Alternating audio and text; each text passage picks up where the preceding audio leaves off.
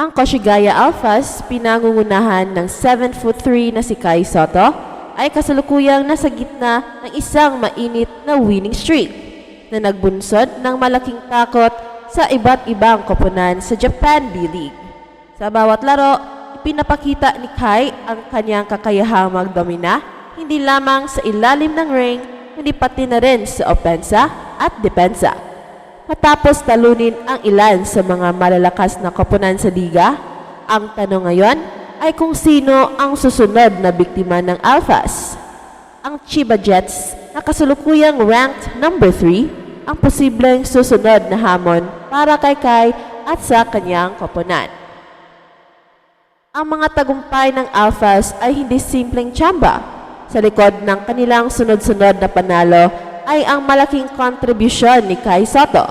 Sa bawat laro, siya ay nagpapakita ng consistent na performance, hindi lamang bilang isang scorer, kundi bilang isang rebounding machine and rim protector. Sa kanyang mga huling laban, si Kai ay nag-average ng halos double-double na statistics na may impresibong rebounding and shot blocking na nagpapahirap sa sinumang kalaban. Ang ganitong klaseng laro ni Kai ay nagpapatunay na siya ay nagiging sentro ng tagumpay ng Alphas. Sa laban kontra Kawasaki Brave Thunders, halimbawa, nagpakitang gila si Kai sa pamamagitan ng kanyang 25 points and 18 rebounds na nagbigay daan para tambakan nila ang kanilang kalaban.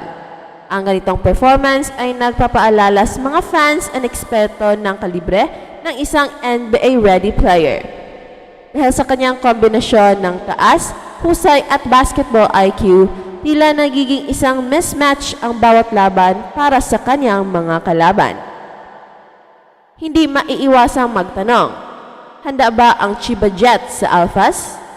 Ang Chiba Jets ay isa sa mga top-ranked teams sa Japan B-League at kilala bilang isa sa pinaka-veterano at malalim na koponan. Subalit, ang kasalukuyang momentum ng Alphas ay nagbigay ng bagong dinamikong dala ni Kai Sotto. Ang kanyang kakayahang mag-dominate sa loob ng paint at mag-adjust sa depensa ng kalaban ay nagbibigay ng komplikasyon sa kahit pinakamatibay na koponan. Ang Chiba Jets, bagamat may mga veteranong players, ay kailangang paghandaan ang presensya ni Kai.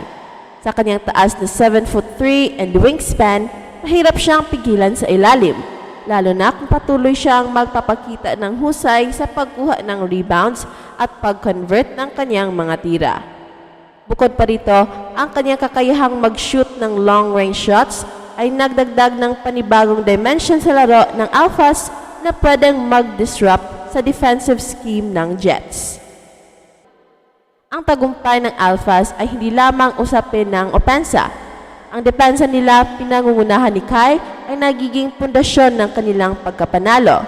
Ang kanyang averaging na 1.2 blocks at halos isang steal kada laro ay nagsisiguro na ang kalaban ay kailangang mag-isip ng maraming beses bago pumasok sa paint. Ang ganitong presensya sa depensa ay nagiging dahilan upang bumaba ang shooting percentage ng kanilang mga kalaban na nagbubunga ng mas maraming pagkakataon para sa kanilang opensa. Ang epekto ni Kai sa depensa ay hindi lamang sa shot blocking. Ang kanyang positioning and court awareness ay nagbibigay daan upang mabigyan ng tamang spacing ang kanyang mga kakampi na nagpapadali ng kanilang transition offense. Dahil dito, mas nagiging fluid ang laro ng Alphas at nakakaroon ng balancing contribution mula sa iba't ibang manlalaro. Ang ganitong klaseng laro ay nakikita sa mga championship caliber teams. At ito ang dahilan kung bakit nagiging banta ang Alphas sa buong Japan B-League. Hindi maikakaila na ang malaking improvement ni Kai Sotto sa Japan B-League ay nagmula sa kanyang determinasyon at dedikasyon sa laro. Sa bawat laro, makikita ang pag-aaral niya ng kanyang mga kalaban at ang patuloy na pag-develop ng kanyang mga skills. Ang kanyang shooting mechanics na dating kinu-question ay ngayon nagiging isa sa kanyang mga pangunahing sandata. Ang kanyang kakayahang mag-shoot mula sa labas ay nagpapatunay na hindi lamang siya limitado sa pagiging traditional big man. Isa siyang modernong sentro na kayang makipagsabayan sa small ball era ng basketball. Dagdag pa rito, ang maturity ni Kai ay kitang-kita sa kanyang decision making. Sa halip na pilitin ang tira, madalas niyang hanapin ang open man na nagpapakita ng kanyang court vision. Ang ganitong klaseng maturity ay hindi pangkaraniwan sa isang 22-year-old na player. Ito ang dahilan kung bakit naniniwala ang marami na malapit na siyang marating ang NBA dahil sa kanyang all-around game and natural leadership na ipinapakita. Ang laban kontra Chiba Jets ay isang mahalagang pagsubok para sa Alphas. Bagamat may momentum ang koponan, ang Jets ay hindi basta-bastang kalaban. Gayunpaman, kung ipagpapatuloy ni Kai ang kanyang stellar performance, malaki ang tsansa ng Alphas na maipagpatuloy ang kanilang winning streak. Kailangang i-maximize ng Alphas ang height advantage ni Kai sa ilalim at gamitin ang kanyang improved shooting upang masira ang defensive scheme ng Jets. Ang Jets sa kabilang banda ay kailangang humanap ng paraan upang mapigilan si Kai. Ang kanilang depensa ay kailangang maging agresibo ngunit hindi sobrang pisikal upang maiwasan ang foul trouble. Ang ganitong dynamic ay nagbibigay ng mas malaking pressure kay Kai upang maging consistent sa kanyang laro.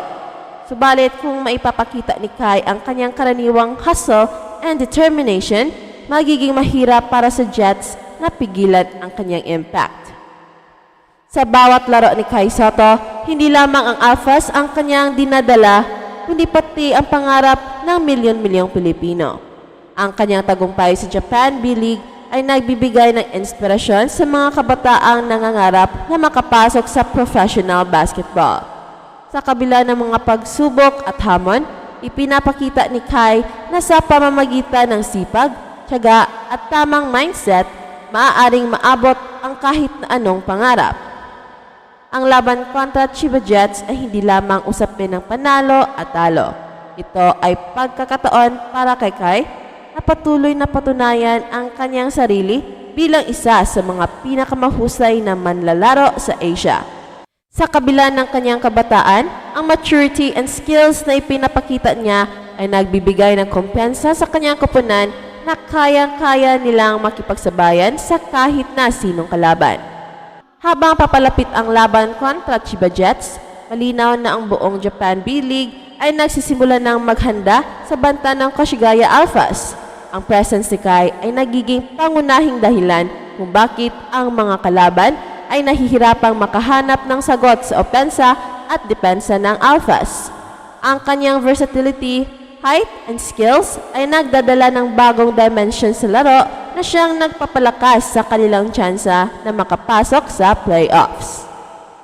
Sa pagtatapos, ang laban kontra Chiba Jets ay magsisilbing panibagong kabanata sa kwento ng tagumpay ni Kai Sotto.